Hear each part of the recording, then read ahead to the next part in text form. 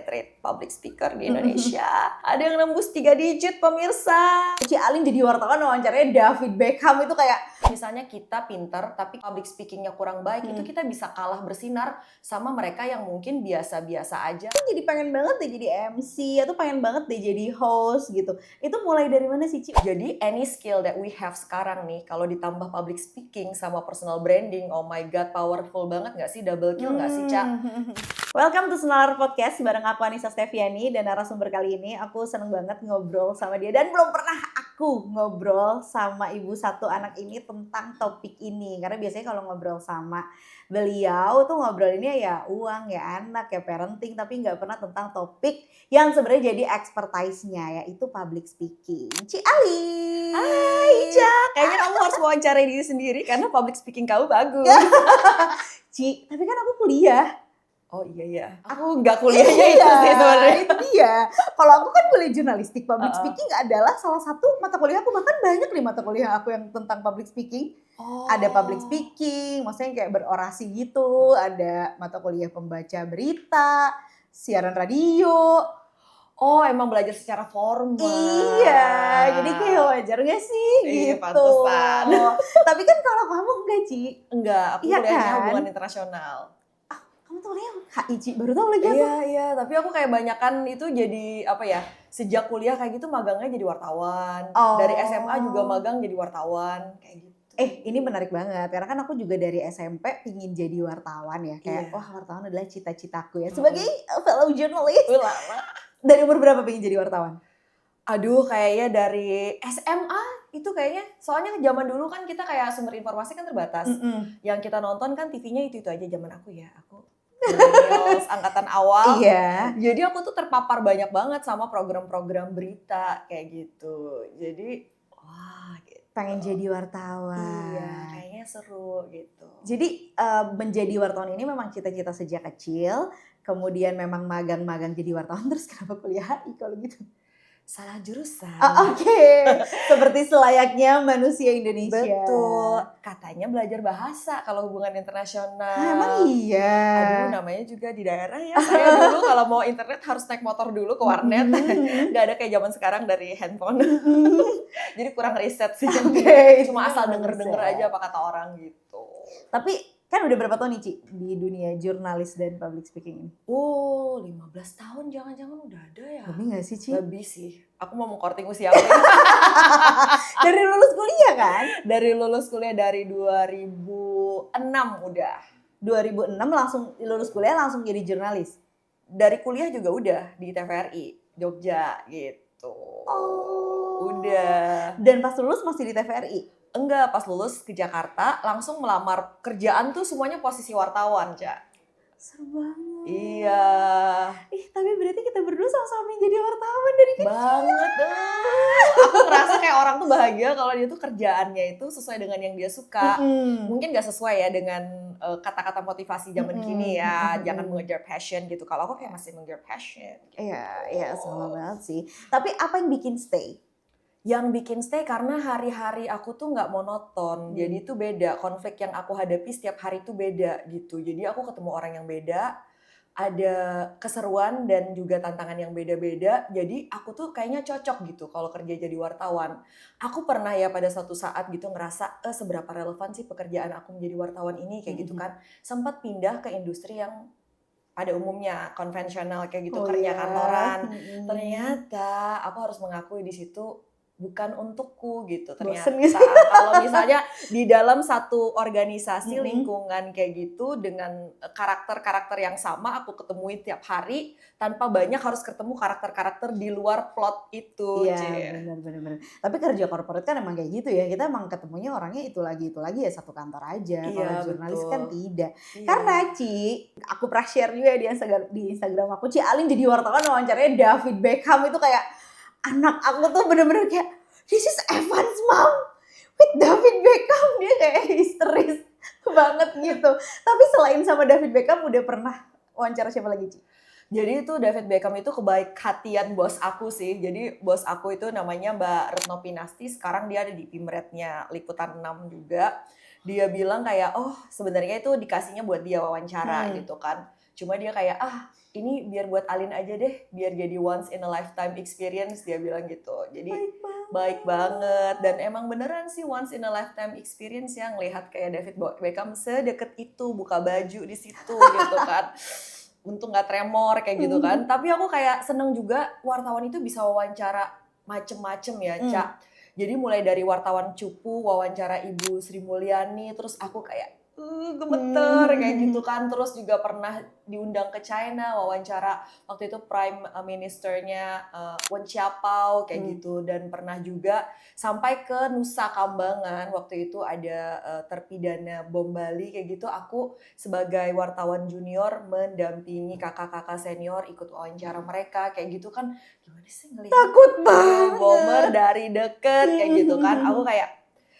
Aku tuh suka experience yang beda-beda, dan itu spektrumnya tuh bisa jauh banget gitu loh, Ca. Ya, dari David Beckham sampai Nusa Kambangan. Iya, kayak gitu. Tapi belajarnya pada akhirnya dari mana? Belajarnya boleh dibilang tuh otodidak ya. Jadi kan sebenarnya kalau kayak redaksi berita di Indonesia itu mungkin juga sama ya, cetak, online, ataupun juga TV. Itu rata-rata kan terima semua jurusan ya nggak sih, Ca? Karena begitu kita masuk, mereka kan training lagi. Tapi memang trainingnya mungkin beda sama kalau kita misalnya belajar di bangku kuliah secara formal kan. Ini trainingnya tuh bener-bener teknis ya, yang langsung siap pakai gitu ilmunya. Jadi diajarinnya kayak ilmu vokal, kemudian teknik wawancara. Tapi kita nggak belajar kayak teori komunikasi apa, kayak gitu, enggak sih, Ca. Jadi lebih ke praktikal. Pernah juga waktu itu dapat training untuk acting.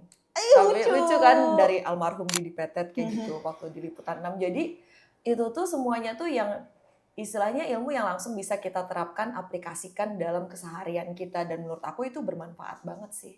Kalau bahasa Inggris, Cialin kan bahasa Inggrisnya kayak wow ya, ada aksennya, berarti kayak membaca berita berbahasa Inggris, keren banget. Tapi kan Ci, kamu kan dari daerah ya Ci ya? Aku dari Banjarmasin. Dari Banjarmasin. Apakah memang bisa berbahasa Inggris dari dulu? Apa baru belajar? Soalnya itu problem banget ya, sampai aku kan pernah kasih beasiswa buat ibu-ibu yang mau belajar bahasa Inggris. Karena orang tuh nggak percaya diri pertama untuk belajar bahasa Inggris, dan yang kedua kayaknya gue nggak bakal bisa deh gitu. Nah, Ci Ali ini belajar bahasa Inggris dari kapan? Terus gimana sih story-nya sampai bahasa Inggrisnya wow membaca berita? Jadi aku tuh sebenarnya suka banget belajar bahasa asing ya.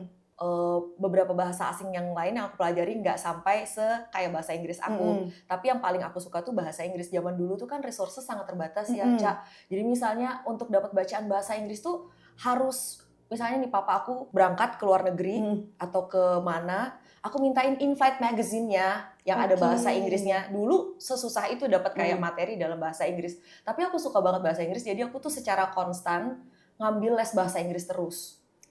Terus-terusan. Dari SD? Dari SMP. Dari SMP. Di LBLIA. Kemudian kalau pas aku kuliah, aku 2 ambil bahasa Inggrisnya, lanjut di LBLIA, terus aku ngambil yang English Extension Course. Kalau orang Jogja mungkin tahu ya, di Universitas Sanata Dharma itu program 2 tahun kayak gitu. Terus pas aku kuliah, ambil kursus bahasa Inggris lagi. Di Wall Street kayak gitu, kayak suka belajar kali ya sebenarnya.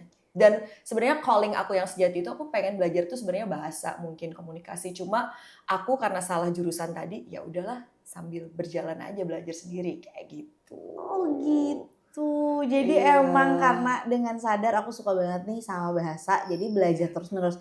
Itu bukannya kalau di LIA kayak udah lulus terus mau ngambil apa lagi, emang ada levelnya lagi kalau udah pernah lulus? Gak ada sih, makanya aku waktu itu pindah kursus karena udah sampai level yang advance udah kan, lulus. yang udah kayak bikin argumentasi kayak gitu, dipresentasiin segala macam, udah lulus. Habis itu aku ambil les yang lain lagi, makanya yang Sanata Dharma English Extension Course. Habis itu ambil Wall Street lagi biar kayak lebih conversational gitu Englishnya. Keren banget, ini yang tidak aku lakukan. Jadi kayaknya kita tuh kebanyakan self doubt ya nggak sih? Jadi kita tuh kayak terlalu meragukan diri sendiri gitu. Kalau kita lihat orang yang lancar bahasa Inggris dari negara lain, aksennya masih ada nggak? Masih ada. Kita nggak harus aksen kita tuh sempurna. Yang penting kita tuh bisa pakai bahasanya proper, orang lain tuh paham. Kadang-kadang kita tuh terlalu keras sama diri sendiri sih. Dan juga masyarakat kita masih suka mengecam kalau orang tuh terlalu ke Inggris-Inggrisan kayak gitu kan. Zaman dulu ya, kalau zaman sekarang kayaknya suka masih ada juga deh. Misalnya akun-akun yang dia base-nya di Indonesia tapi dia tulisannya bahasa Inggris, pasti ada aja yang suka komen, kenapa sih harus pakai bahasa Inggris yang kayak gitu. Padahal karena mereka nggak ngerti aja. Iya, kayak Iya. gitu kan. Padahal menurut aku penting banget kita belajar bahasa Inggris karena banyak banget sumber ilmu yang itu dalam bahasa Inggris kayak gitu loh. Jadi itu tuh kayak di YouTube nih. Sebenarnya kita tuh nggak perlu misalnya ikut kursus apa kalau kita mau belajar sesuatu yang sifatnya subscription base atau harus bayar kayak gitu. Banyak banget materi-materi gratis di YouTube tuh yang sumbernya tuh dalam bahasa Inggris. Kalau kita bisa langsung akses itu dalam bahasa Inggris kan untung banget ya. Untungnya sekarang juga banyak kreator-kreator Indonesia merangkumkan itu menjadi materi yang mudah dipahami dalam bahasa Indonesia gitu. Jadi kita tetap bisa akses ilmunya gitu. Jadi sayang banget ya kalau kayak menolak belajar bahasa Inggris. Tapi aku pun menyadari bahwa kemarin kita sama-sama sempat nyari beasiswa ya. Itu pun aku menyadari kayak wah ternyata bahasa Inggris aku sengepas ini ya gitu. Ternyata karena aku ya udah SMP belajar bahasa Inggris les sampai lulus, tapi nggak belajar lagi karena kayak adalah udah bisa buat conversation ya udahlah udah cukup gitu. Tapi nggak pernah secara konstan sampai level Cialin. Sampai sekarang kalau aku public speaking bahasa Inggris aku nggak pede Ci. Aku kayaknya juga masih harus belajar sih. Maksudnya untuk kalau sekarang kan mungkin oke, aku kan sebagai news anchor bahasa Inggris baca kan istilahnya. Tapi kalau aku sebagai public speaker yang harus ngomong di panggung dalam bahasa Inggris full, mungkin itu aku harus PR yang harus aku lakukan kayak gitu. Atau juga menulis essay ya Nah iya bener kan, atau bikin tulisan essay. akademik itu kan itu juga masih harus belajar lagi. Jadi menurut aku sih kita tuh eh, lifelong learner ya, ya nggak sih? Iya bener juga ya. Oke aku jadi tertarik kelas bahasa Inggris habis ini. Yuk yuk Iya kayak kan? nulis Kayaknya at least seru ya deh, nggak sih? heeh, Atau dan public ada speaking. yang ngeditin kan, maksudnya ada yang Iya. ngasih tahu ini salahnya di mana, ini benernya di mana.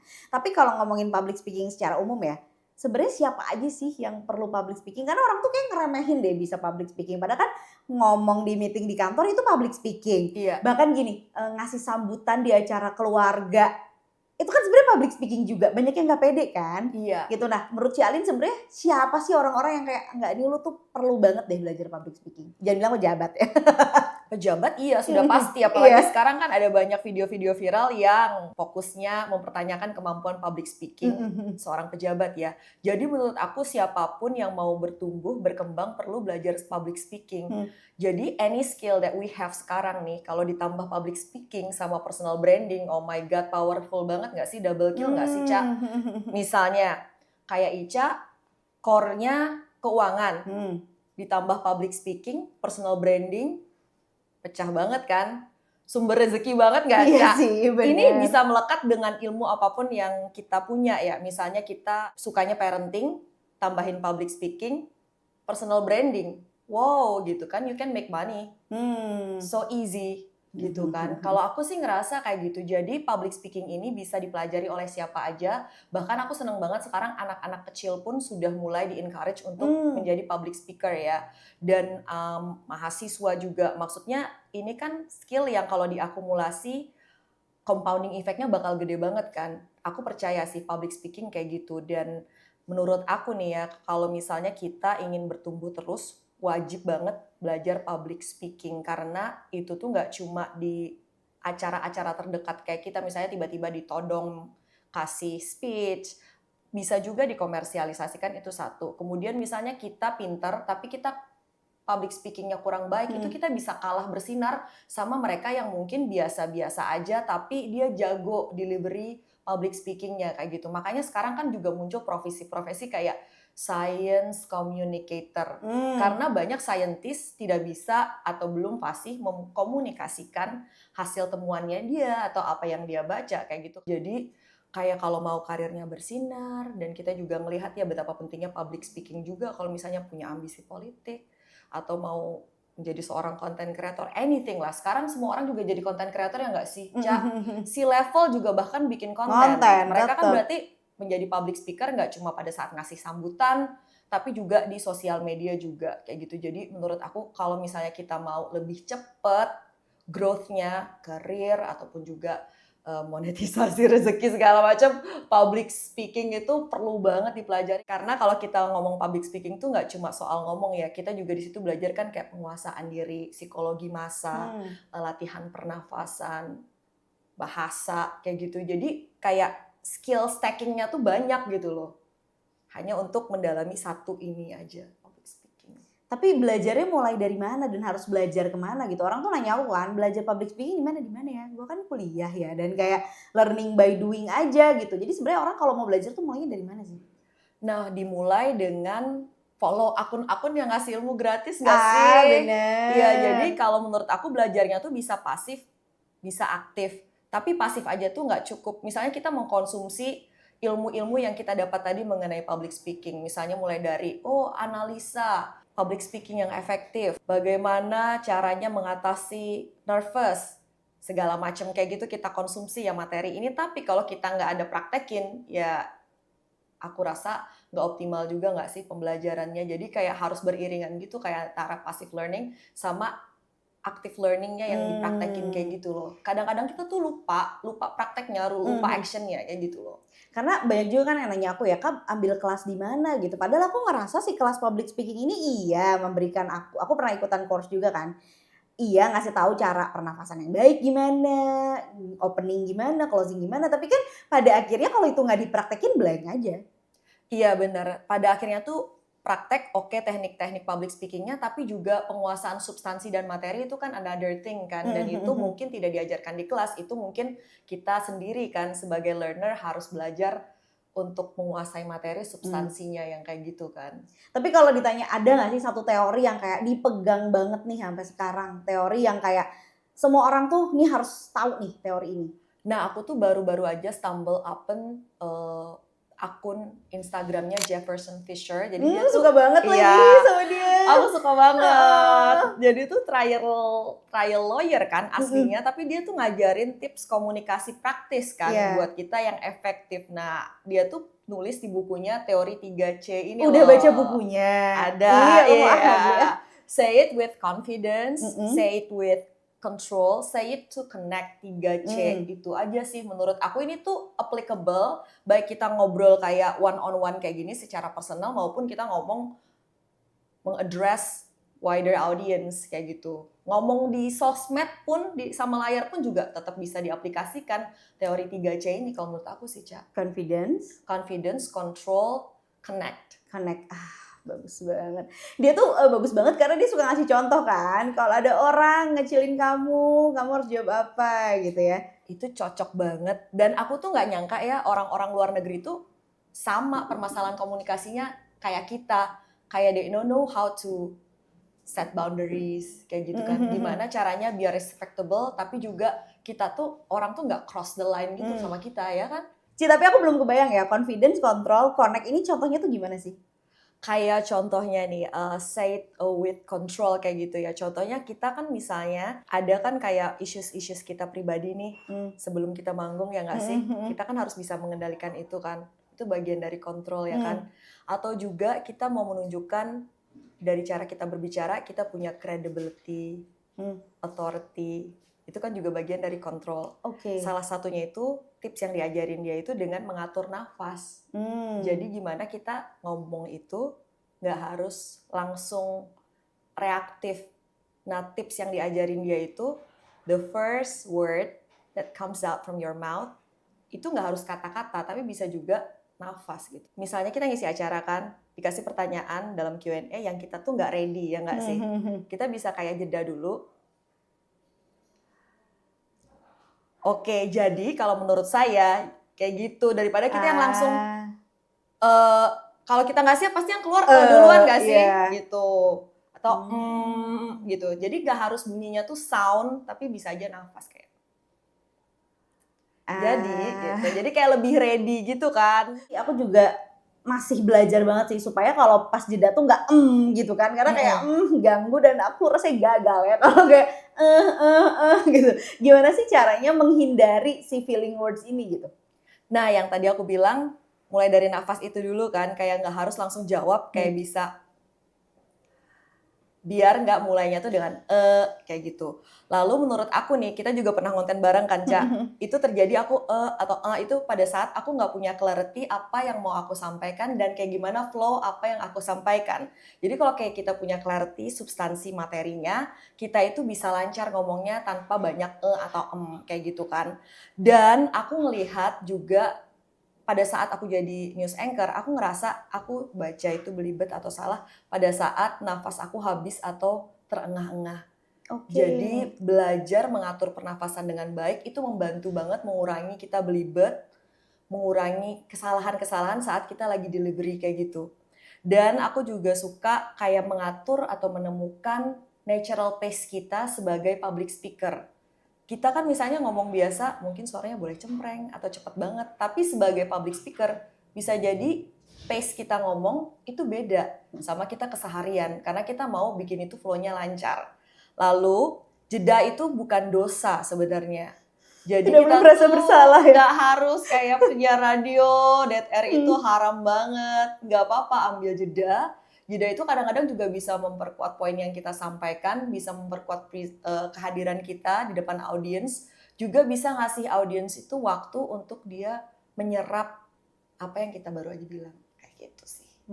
Jadi balik lagi ya, penting banget untuk, apa tadi istilahnya, Pauses, iya. Jeda. Ngasih jeda ya. Ngasih jeda. Nggak apa-apa, diem Nggak dulu apa-apa ya. banget. Jangan panik. Jangan ngerasa kita tuh harus ngomong terus, harus ngomong cepet-cepet gitu. Tapi kalau ngomongin public speaking ya Ci, banyak orang tuh yang nggak mau karena takut dijudge, takut dikatain aneh-aneh lah sama orang, takut dikatain sok kepedean gitu. Itu gimana tuh overcome-nya? Nah, kalau menurut aku ya, di zaman sekarang kita nggak ngapa-ngapain aja dikatain orang, dijudge juga. Nafas aja dijudge kata netizen kan. Jadi ya udah sih, public speaking aja nggak sih? Yang penting kita kayak true to ourselves aja nggak sih? Menurut aku kita berangkatnya adalah menerima dan juga sadar bahwa kesalahan itu bisa terjadi. Ya nggak sih? Ketidaknyamanan itu ada saat kita ngomong. Kemudian juga mungkin kita nggak akan sempurna sebagai public speaker. Tapi dengan kita berangkat dari penerimaan diri ini, menurut aku, dan kesadaran ini bahwa kita nggak akan sempurna, kita jadi bisa berani melangkah, ya nggak sih? Kalau menurut aku sih kayak gitu. Nah, kemudian yang penting juga menurut aku kita perlu bangun tuh confidence. Confidence ini gak cuma kayak feeling di dalam diri aja ya, tapi juga dari kata-kata yang kita pilih. Kalau buat aku pribadi, aku tuh nggak selamanya juga confidence. Nah, cuma ada satu, aku suka follow akun-akun yang positif gitu ya. Salah satunya tuh ada namanya power pose. Jadi power pose aja sebelum kita ngomong. Itu membantu. Kemudian juga humming tuh juga membantu. Humming tuh gimana? Kayak gini, basahin dulu mulutnya sekalian tips. Basahin dulu mulutnya.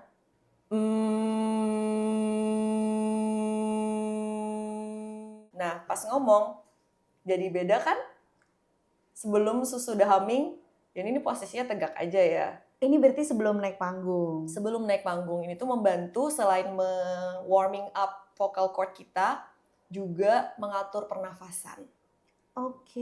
Iya, jadi buat aku ya, yang penting kita tuh, misalnya kalau misalnya terlalu terbeban, harus impress audience, itu kan beban ya, pressure yang kita taruh ke diri sendiri.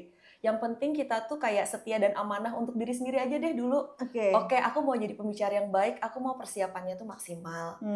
Aku mau latihan, gimana caranya aku confidence, aku ngerasa aku harus tahu audiensku siapa. Bahkan beberapa speaker tuh, Cak, mereka sampai hari sebelum mereka tampil tuh mereka inspeksi.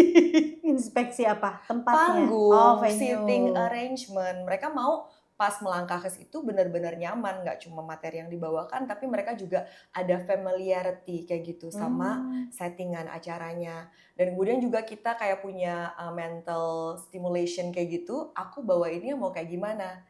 Nggak cuma caranya, tapi juga tools yang kita perlukan pas kita lagi di panggung. Dan kita juga mental stimulation yang lain juga, hal-hal apa aja sih yang mungkin kejadian saat kita lagi ngomong. Baik yang buruk, maupun yang dari kita sendiri ataupun yang eksternal ya. Contohnya tiba-tiba mati lampu, terus gensetnya nggak langsung smooth transisinya. Itu terjadi pernah. Jadi kalau kita udah ada mental stimulation, kalau hal ini terjadi, aku akan kayak gimana? Itu kayak kita tuh lebih ready aja gitu. Gitu sih. Jadi persiapan itu penting banget ya. Dan sebenarnya Ci Alin tadi sebutin juga kontrol lah itu sebenarnya bagaimana kita mengontrol diri kita supaya pada akhirnya kita bisa mengontrol si suasananya. Iya, iya benar. Kalau misalnya orang, aku jadi pengen banget deh jadi MC, atau pengen banget deh jadi host gitu. Itu mulai dari mana sih Ci untuk bisa menjadikan ini sebagai sesuatu yang profesional gitu? Nah, kita harus menampilkan diri kalau Hmm. kita tuh adalah public speaker, kalau kita tuh bisa nge-MC, kalau kita tuh bisa jadi moderator, kalau kita tuh pede kalau ditodong untuk ngomong kayak gitu. Biasanya kan kita misalnya mulai awalnya itu yang penting itu membangun portfolio dulu nggak sih? Kalau misalnya kesulitan untuk mendapatkan opportunity yang langsung membayar kita, mungkin kita bisa menawarkan diri di lingkungan terkecil kita untuk kita jadi MC atau misalnya bantu-bantu di acara kayak gitu. Misalnya acara ulang tahun temen dulu atau acara pertunangannya siapa dulu kayak gitu. Jadi bangun branding kecil-kecilan lah ya bahwa kita tuh jago nge-MC kayak gitu, bisa nge-MC Taruh di gitu. bio Instagram ya, dan setiap Betul. kali ada MC kayak gitu meskipun mungkin belum dibayar, di-posting aja. Di-posting aja. Proses kita belajar, kayak journey kita mau belajar public speaking itu menurut aku juga kontenin aja. Jadi struggle-nya kita, vulnerability-nya kita lagi belajar, itu tampilin aja. Itu bagian dari branding juga. Nonton gak sih di TikTok yang kuli bangunan? Nah, dia challenge dirinya sendiri kan. 30 hari public speaking sebagai kuli bangunan introvert. Menurut aku kayak keren banget. Itu active learning langsung dilakukan. Iya, dan kayak dia langsung ngomong depan kamera. Dia nggak ada self doubt, dia nggak ada kayak bisa nggak ya aku, langsung dia prakteknya gitu. Duh, itu udah salut banget sih orang. Ternyata orang kan merasa terinspirasi kan. Iya, karena kan ngomongnya bukan yang lancar banget juga kan. Dan kita tuh harus kayak gitu sih, kayak menerima diri kita bahwa nggak apa-apa terbata-bata, kayak berani menampilkan vulnerability bahwa kita tuh nggak harus sempurna dulu untuk kita dikasih kesempatan kayak gitu loh, menurut aku sih ya. Jadi journey itu penting banget karena kan misalnya nungguin sampai kita sempurna, nungguin sampai kita perfect layak tayang banget. Kapan? Sekalian aja sekarang gitu biar journey brandingnya juga panjang. Bener. Nah, oke, beralih ke satu pertanyaan yang bagus banget nih dibikin pertanyaannya. Orang mikirin public speaking itu kita ngobrol di depan audiens yang banyak gitu ya. Tapi sebenarnya sebagai orang yang ngerti public speaking jadi lebih percaya diri gak sih menghadapi publik dalam tanda kutip gitu. Kita ketemu orang, terus orangnya bilang, kok gendutan, kapan nambah anak. Merasa menjadi lebih baik gak sih Ci? Apalagi tadi Ci Alin sempat mention diajarin acting lah sama Didi Petet. Itu kepake gak sih di keseharian untuk jawab pertanyaan-pertanyaan ganggu kayak gitu? Bisa kepake, bisa enggak sih ya. Ini kan semuanya kita ngalamin ya. Background kita apapun, pertanyaan-pertanyaan seperti ini. Kalau menurut aku tergantung nih. Ada saatnya kan kita ditanya kayak gitu, tapi kita nyaman sama orangnya. Dan kita gak apa-apa sih gitu jawabnya gitu. Mungkin beberapa hal aku bisa ditanya, kok anaknya cuma satu nggak nambah? Aku tuh bisa ceritain panjang lebar TMI, tapi sebenarnya kita bisa bertanya sih. Kalau misalnya kita nggak terlalu dekat, kenapa nanya kayak gitu? Bisa jadi tanya balik. Atau juga ini aku juga belajar dari Jefferson Fisher. Dia bilang kasih jeda aja kalau emang kamu nggak yakin orang ini tuh motivasi nanyanya tuh apa sih? Biar orangnya juga self reflect gitu loh. Kenapa nanya gini? Kayak jedain aja dulu 5 detik. Kamu beneran mau tahu? Kayak gitu. Oh, kenapa nanya gitu? Jadi orangnya kayak ada dalam dirinya nggak nyaman juga. Oh, aku salah nanya ya.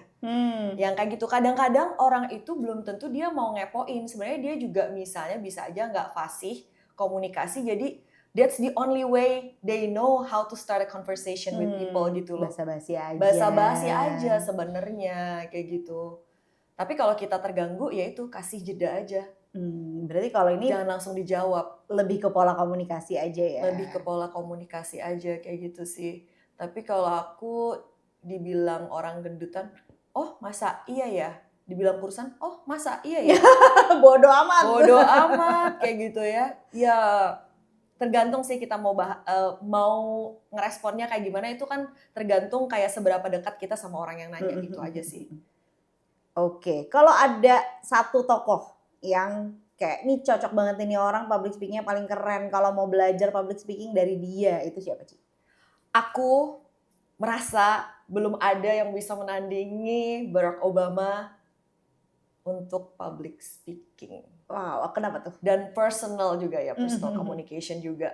Karena kayak menurut aku dia itu melakukan semua, jadi apa yang dia lakukan itu bisa dianalisis dengan teori komunikasi yang manapun, dan dia tuh bener-bener secara komprehensif menerapkan semuanya, tapi kelihatan natural. Jadi misalnya tadi, kalau aku mau kupasnya pakai teori 3C aja sih yang paling gampang, meskipun sebenarnya mau kita bahasnya dari perspektif filsuf mana kayak gitu juga bisa gitu, saking dia keren banget. Tapi dari 3 itu aja, 3C, confidence. Nah dia itu kan nunjukin integritinya dia, authority-nya dia, dari cara dia mengolah suaranya, pembawaan dirinya.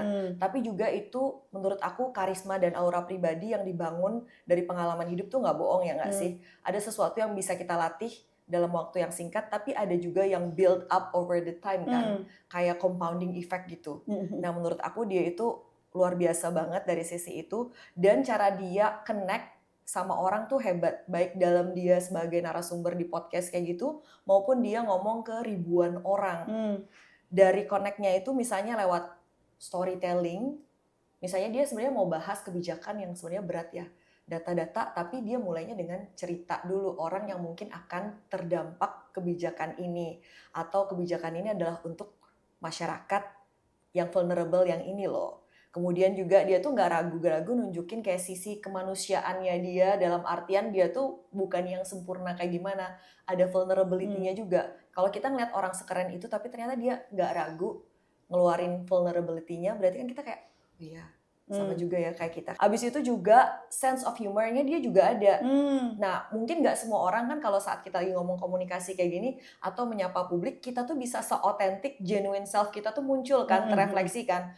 Menurut aku dia tuh hebat sih. Tapi kita nggak perlu bikin-bikin kayak misalnya harus humoris kalau emang kita aslinya nggak bisa keluar humorisnya kalau lagi tampil gitu. Ya udah nggak apa-apa gitu.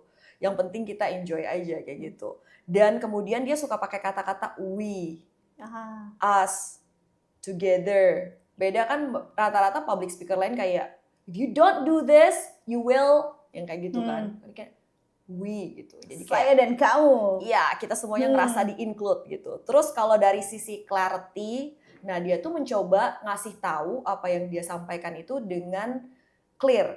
Jadi lewat analogi-analogi yang gampang dicerna, abis itu juga lewat storytelling itu selain juga buat connect juga untuk ngasih clarity dan pakai namanya summary prompt.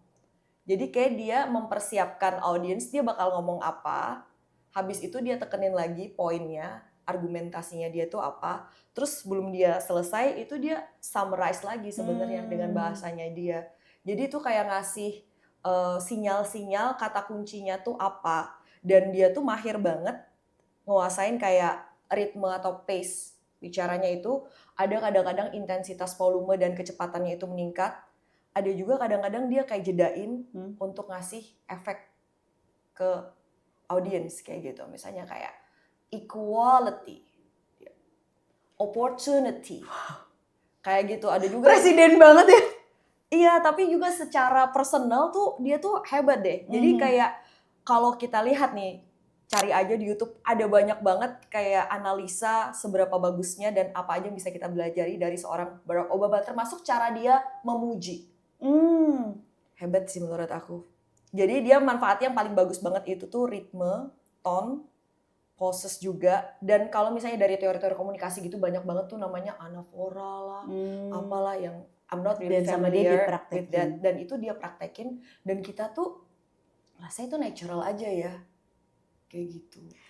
Menarik banget, aku jadi pengen belajar serius deh soal maksudnya ya aku kuliah, tapi kan itu kuliah udah 15 tahun, 20 tahun yang lalu gak sih aku kuliah. Kayak banyak ilmu-ilmu yang harus diupdate nih untuk bisa jadi seorang public speaker yang memang charming gitu ya. Yang memang orang tuh mau dengerin kita. Tapi jadi penasaran, si Obama ini emang kalau muji orang gimana? Jadi kalau satu hal yang bisa aku pelajarin, dia itu observer banget orangnya. Jadi dia kalau muji gitu, misalnya gimana sih caranya kita muji orang yang kita belum kenal, tapi tulus muji cara orang membawa dirinya atau penampilannya. Jadi dia muji, oh baju kamu bagus banget, oh your hair looks good today. terdengar Iya. seperti suamiku ya. Iya. Misalnya, Dia gitu I banget. like how you combine this. Misalnya, itu kan berarti muji taste dia kan. Dan Dan kayak cara dia milih outfitnya kayak gitu. Oke Ci, terakhir ada yang mau disampaikan atau ada yang mau dipromosikan, boleh? Baik, aku nggak mau promosikan sih, tapi kayak mau ngajak bareng-bareng aja. Yuk kita belajar public speaking sama-sama, banyak-banyak latihan. Dan kalau menurut aku ya, misalnya nih, aku punya temen ya, IO gitu kan, dia share rate public speaker di Indonesia. Ada yang nembus 3 digit pemirsa. Satu kali jadi host. Satu kali, bukan jadi host ya, Speaking. 1 kali jadi pembicara, jadi speaker. Mary Riana sih. Siapa lagi ya gitu kayak Ada siapa juga yang kira-kira yang ada lagi ya? selain Mary Riana. Jadi triple digit itu sekali tampil itu bisa banget. Tapi teman kita doang juga ada yang Ada hampir triple digit. Jadi worth it banget kan buat Bener. dipelajarin ya nggak sih? Mau kita freelance, mau kita berkarir kayak itu kan kadang-kadang suka nggak merasa kayak ih kayak gitu doang, padahal orangnya biasa loh. Tapi kok karirnya gini-gini. Ya jangan-jangan kalau ngomong emang bagus Jangan-jangan banget. kalau ngomong artikulatif. Iya, jangan-jangan Barack Obama dia kalau ngomong. Kan? Jadi daripada kita banyak judging, lebih baik kita produktif. Belajar. Nambahin pundi-pundi cuan. Yes, ujung-ujungnya ini bisa jadi sarana menambah pundi-pundi keuangan. Dan kita perlu purpose juga nggak sih dalam artian kayak ada sesuatu yang mau kita kejar gitu loh. Kalau nggak seru banget nggak sih? Kayaknya ya itu deh, kayak orang-orang yang suka gitu. bilang kayak hidup kok gini-gini aja. Ya makanya belajarlah sesuatu yang perlu baru. kan kita kayak obsess over something. Bener nggak? Seru banget. Terima kasih. Di sini kita konten. Thank you banget juga buat kamu yang udah nonton. Jangan lupa subscribe please loh. Subscribe loh. Aku bingung deh yang nonton banyak tapi kayaknya udah subscribe. Why? Subscribe terus komen juga dan share ke teman kamu. Nonton juga episode-episode yang lainnya karena aku yakin dari setiap episode pasti banyak banget yang bisa kamu pelajari. See you di episode selanjutnya. Bye bye.